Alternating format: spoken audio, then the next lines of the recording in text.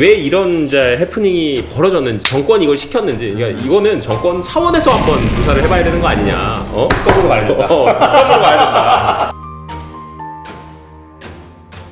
받아들일 건 받아들이고 감정원 통계도 이제 뭐 KB 통계랑 경쟁을 한다는 그런 개념으로 가야지. 빵에 난리가 났습니다.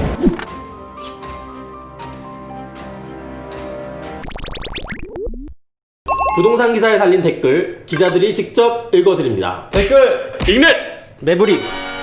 오늘은 기사를 쓰신 기자님이 직접 출연을 하셨는데요. 우리 김태준 기자님. 예. 네, 오늘 어떤 기사를 가지고 오셨죠? 오늘 가져온 기사는 두 건입니다. 첫 번째 건은 이제 전세난 너무 잘 보여줬나, KB 매매 전세 거래 지수 안 낸다라는 기사고, 다른 하나는 정부 눈치 봤나, KB 전세 지수 없애다 되살려. KB 매매 전세 거래 지수라는 게 원래 있습니다. 이게 뭐냐면 KB가 전국 부동산에 이제 전화를 걸어가지고 그 매매가 활발한지, 전세 거래가 활발한지 이렇게 물어보는 심리 지표를 조사를 해요. 근데 이게 지난주부터 갑자기 안 나왔습니다. 이번 주부터 중단을 하고 앞으로 감정원 통계를 이용해 주십시오. 이거 딱 한 줄밖에 안 나왔고, 이게 이유가 없는 거예요. 굉장히 이상하다는 걸 느껴가지고 이제 여러 취재를 해봤는데, 국감장에서 이제 김현미 장관에게 KB랑 감정원이랑 이거 왜 이렇게 다르냐, 이런 얘기가 한창 막 제기될 때 하필 딱 주간 요 매매 전세 거래 지수가 없어진 거. 이게 절묘하게 이제 김현미 장관이 그 말을 예. 할 때쯤에 이제 KB 지수가 사라졌다는 말씀. 여기서 조금 헷갈릴 수가 있는데, 많은 분들이 이거 좀 혼동하시더라고요. 이게 KB 시세, 그러니까 우리가 주택담보대출을 받을 때 기준점이 되는 그 KB 시세 자체가 없어진 건 아니고요. 아까 말씀드렸다시피 매매 전세 거래 지수입니다. 이게 부동산들한테 물어봐서 거래가 활발한지. 이것도 근데 좀 불편한 통계긴 합니다. 왜냐하면 이제 이 통계에서는 전세 거래 지수가 매우 한산한 걸로 계속 나오거든요. 그러니까 이제 홍남기 부총리 말대로 뭐 전세 매물이 늘고 거래가 잘 되고 있다는 정반대의 지표를 좀 보여줬습니다. 이게 또 정부한테 좀 불편한 통계였는데요. 하여튼 이게 11시 반쯤 나가고 이게 인터넷 뭐 카톡방에 난리가 났습니다. 기자님이 단독으로 제일 먼저 쓰셨어요. 예, 그렇습니다. 이거 박수 한번 드려야 될 것 같아요. 이 기사 자체도 뭐 좋아요나 댓글도 어마어마하게 달렸더라고요. 네네. 758개가 달렸네요. 댓글이. 좋아요는 매우 적습니다. 화단회가 많고요. 아니, 그걸 좀 포함해서 보통 얘기를 하니까. 예. 이가 저기 기사 반응이 한 예. 3,000건이 넘게 그렇게 감정 표현. 3,095개인데 화나요가 3,044개입니다. 이거 약간 여담인데 예. 이렇게 좋아요나 댓글 많이 달리면 예. 뭐 부장님이 뭐 따로 말씀. 그런 거 없습니다. 그냥 어깨라도 한번 이렇게. 장관이 이번에. 예, 그런 거 없습니다. 그냥 저 혼자 뿌듯한 거고요. 근데 저는 사실 이제 이 예. KB 지수라는 거를 사실 저는 이제 부동산을 잘 몰라가지고 처음 들어봤는데 이게 이제 KB 지수라는 게 공신력이 있는 건가요? 제가 댓글을 좀 찾아보니까 KB 믿어도 되냐? 감정평가도 바닥으로 하고 약간 요런 좀 KB 깔아뭉개는 댓글도 있던데요. 요거는 제가 설명 한번 드리는 게 좋을 것 같아요. KB 지수는 2003년 7월 달에 처음 시작을 했다 그러고요. 그러니까 애지간한 아이돌 나이가 보통 17세, 16세니까 거의 뭐 그 정도 된다고 봐야죠. 그렇죠. KB가 아닌 다른 은행에서도 대출을 받을 때 KB 통계를 참고할 정도예요. 제 친구 중에 하나가 H은행에 다니는데 걔가 이제 맨날 술자리에서 부동산 얘기를 하다 보면 KB 통계를 얘기. 저는 그래서 항상 얘는 왜 H은행에 다니면서 도대체 K은행 자료를 얘기를 하느냐, 뭐 이 정도였거든요. 그래서 그게 이제 원래 주택은행이 KB의 전신이어서. 그렇죠.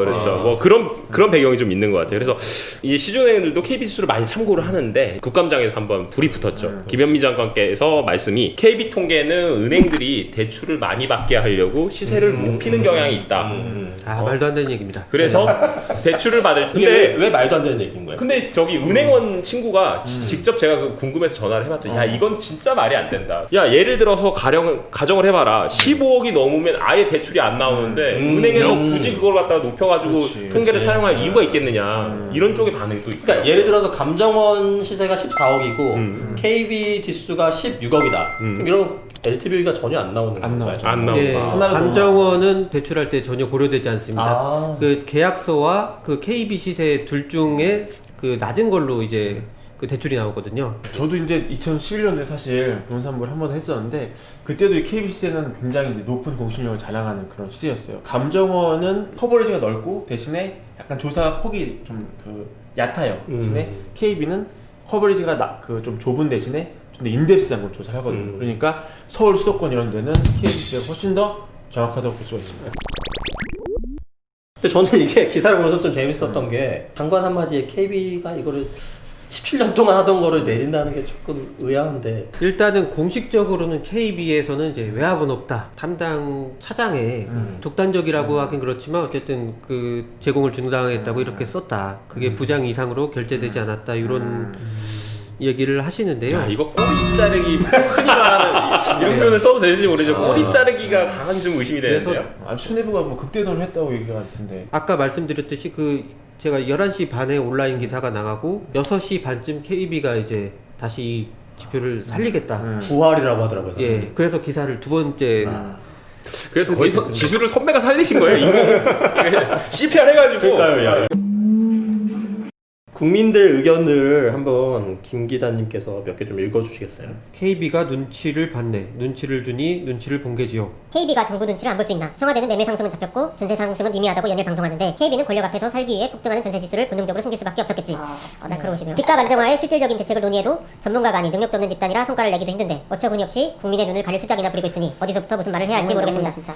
우리 2년 동안 청약에 목숨을 걸기로 하신 유 기자님은 어떻게 보시나요? 이런 거를 가리면 진짜 저 같은 서민 입장에서는 굉장히 답답해지거든요. 그러니까 얼마 전에 이제 네이버에서 거래 완료된 것도 이제 못 보게끔 이제 조치가 있었어요. 그러면 그래서 얼마에 거래됐는지 알려면 일일이 부동산에다가 지금 중개업소에다 전화를 해봐야 되는 상황이에요. 맞아. 데이터가 투명하게 공개가 돼야 발품도 적게 팔고 그리고 뭐 혹시 모를 바가지도 안 쓰게 되는 건데 진짜 이게 왜 이런 이제 해프닝이 벌어졌는지 정권이 이걸 시켰는지 그러니까 이거는 정권 차원에서 한번 조사를 해봐야 되는 거 아니냐. 거꾸로 가야 된다. 거꾸로 가야 된다.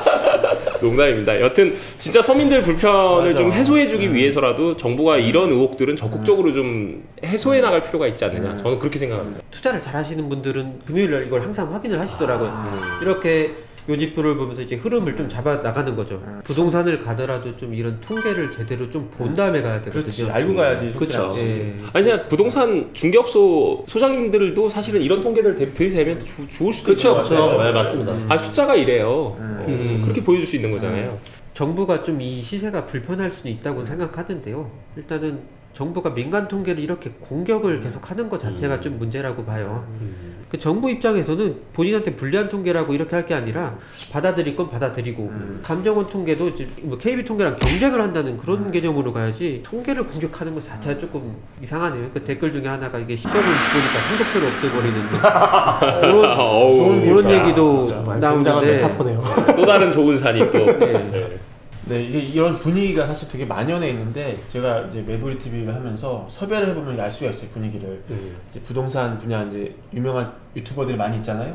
뭐 석땡땡땡, 뭐 재테크 읽어주는 뭐 땡땡땡 이런 분들이 있는데 이분들이 구독자가 30만이 넘는 그런 분들인데 최근에 이제 방송을 뭐 접거나 아니면 뭐 어떤 분들은 섭외 전화를 하면은 솔직히 나 잡혀갈까봐 나 못 나오겠다 이런 얘기를 실제로 해요. 그만큼 어떤 자기 의견을 얘기하고. 지금 부동산 가격이 오르고 있으니까 지금 오르고 있다고 얘기를 하는 건데 그렇게 얘기하는 거에 뭐 굉장히 잡혀가는 걸 무서워할 정도로 공포를 느끼는 그런 이제 억압된 그런 분위기가 있다는 저도 좀 준비해야 되는 거 아니에요? 우리도 잡혀갈 수 있어 하다가 댓글 읽는 매부리 2회 출연인데 지금 좀 위기의식을 가져야겠네요. 저는 이번 출연을 마지막으로 마지막으로 좀 여쭤볼 게 그러면 이제 KB 시세가 다시 하기로 하긴 했지만 KB 시세도 좀 약간 타격이 있겠죠. 일단 정부의 압박에 굴복할 수 있구나 이런 인상을 주게 된 것 자체가 조금 타격이 아닐까 싶습니다. 다시 되살리기로 한 건 잘 된 것 같고요. 네. 이게 17년 동안 많은 사랑받았다는 표현 좀 그렇지만 많이 이용된 건 다 이유가 있거든요. 네. 저도 한 말씀 좀 드리고 네. 싶으면 이 기사는 실제로 댓글만 많이 달리고 뭐 많이 달린 게 아니라 다른 언론사에서도 관심을 되게 많이 받았던 기사예요. 그래서 조선일보 같은 경우에는 KB 부동산 통계 중단 해프닝 문정부의 통계 분식이라고 표현했어요. 통계 분식의 결과다 이런 지적을 좀 내놓기도 했고요. 동아일보 같은 경우에도 결국에는 정부가 통계 흔들기를 하고 있는 거다. 그래서 통계 흔들기. 결국에 이게 국민 불신으로 연결된다 이런 지적을 좀 내놨더라고요. 그래서 저희 소득주도 성장 얘기를 할 때 통계청장이 막 교체되고 그거 이런 있었잖아요. 사건들이 연거푸 겹치면서 이 정부가 내놓는 숫자에 대한 국민 불신들이 상당히 높아지고 있는 것 같아요. 그래서 민간과 공공 부분의 통계가 이렇게 서로 경쟁하는 구도가 되면 훨씬 더 아름다운 그림이 만들어지지 않을까. 그리고 그 수혜는 결국 모든 국민들에게 돌아간다. 이런 원칙이 좀 있으면 좋지 않을까 싶습니다. 김 기자님도 마무리하면서 뭐 하실 말씀?